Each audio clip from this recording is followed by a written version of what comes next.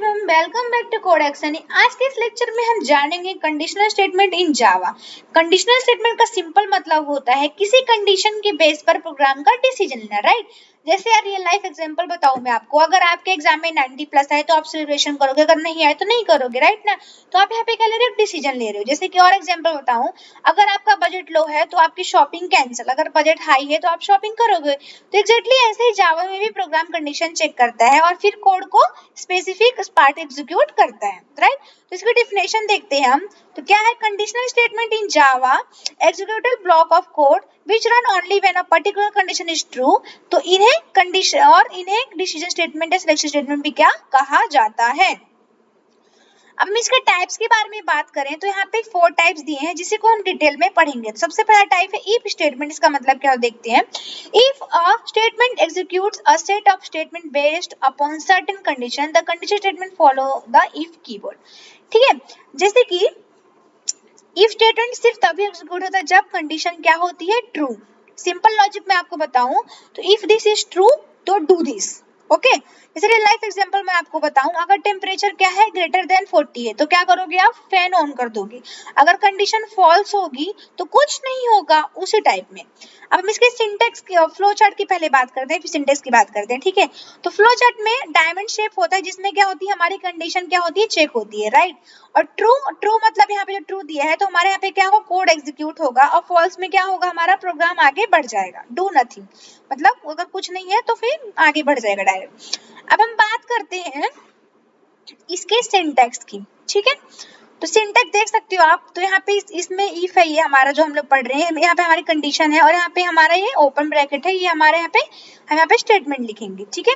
अब हम एग्जाम्पल से समझते हैं इफ को थोड़ा।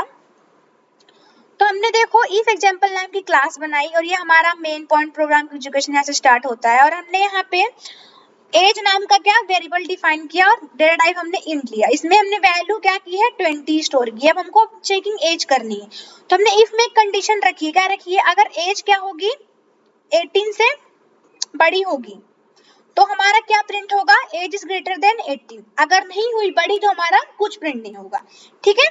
तो हमारा आउटपुट आया एज इज ग्रेटर देन 18। क्यों आया, क्योंकि हमने यहाँ पे एज 20 रखी है, तो 18 से बड़ी पूछा है ना, तो प्रिंट हो गया इसलिए हमारा, ठीक है। अब हम बात करते हैं इफ एल्स स्टेटमेंट की। इसका मतलब क्या होता है, इसका मतलब होता है कि इफ ट्रू समथिंग, मतलब इफ अगर ट्रू है तो समथिंग, ठीक है। अगर एल्स फॉल्स है तो समथिंग एल्स, समझ रहे हो। जैसे कि अगर फोन चार्ज है तो उसको यूज करो, अगर वरना चार्ज नहीं है तो चार्जिंग लगाओ, उसी टाइप में। इसकी सिंटेक्स की बात कर सकते हो। इसमें पहले तो कंडीशन होती है, फिर यहाँ पे हम कोड की कंडीशन ट्रू होती है और यहाँ पे फॉल्स, मतलब यहाँ पे दोनों कंडीशन होती है, फॉल्स और ट्रू दोनों, ठीक है। इतना समझ लो। जैसे कि आप यहाँ फ्लोर चार्ट देख सकते हो, कंडीशन में जो डायमंड शेप है उसमें क्या होगा, ट्रू, और लेफ्ट में ब्लॉक, लेफ्ट ब्लॉक देख रहे हो आप। फॉल्स में, फॉल्स जो राइट ब्लॉक में है वो क्या होगा, राइट, ठीक है। एग्जाम्पल समझते हैं इसका हम। इसमें इंट नाम का डेटा टाइप है और हमने नंबर लिया है जो हमारा वेरिएबल है और 13 वैल्यू है। अब इसमें हमें चेक करना है ट्रू और फॉल्स, ठीक है। तो इसे चेक करते हैं, चलो।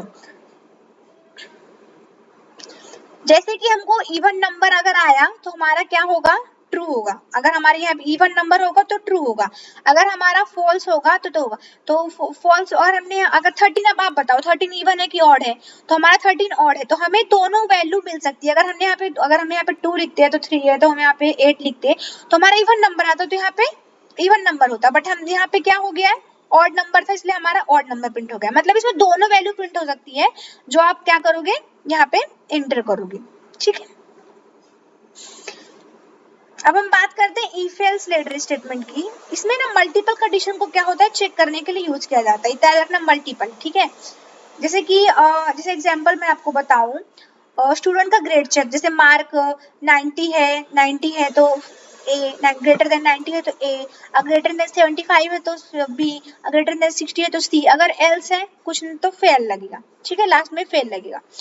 इसका फ्लोर चार्ट देख सकते हो, इसमें मल्टीपल वैल्यू क्या होती है, चेक होती है। ट्रू ट्रू ट्रू, लास्ट में फॉल्स हो गया, ठीक है। जैसे कि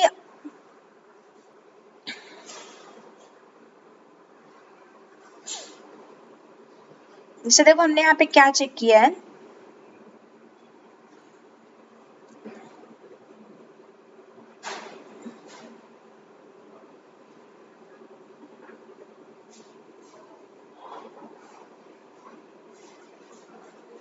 ठीक है। तो यहाँ पे हमने मल्टीपल कंडीशन चेक की है, फिर लास्ट में अगर नहीं है तो ये, अगर हमारा वो आ गया, अगर प्रेजेंट है तो होगा, अगर नहीं है तो इट इज नॉट प्रेजेंट आ जाएगा। ठीक है, बट हमारे ये 1 - 20 प्रेजेंट है, तो हमारे यहाँ पे क्या आ गया कि 1:20। क्यों आ गया 1:20? क्योंकि हमारा ये एलसी वाला प्रिंट हो गया। ठीक है,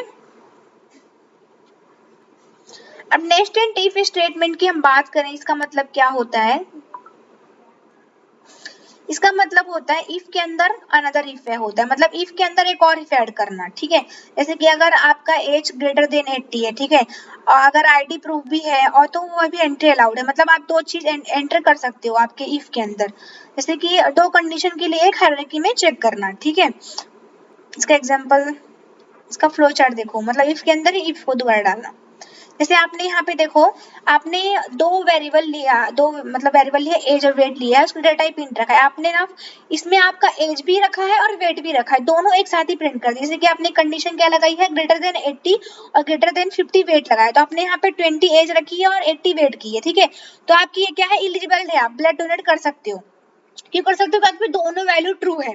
ठीक है, ग्रेटर देन 80 भी ट्रू है और वेट भी ग्रेटर देन 50 ट्रू है, इसलिए इसमें नेस्टेड में क्या होता है, हम इफ के अंदर इफ कंडीशन दोबारा करते हैं। ठीक है,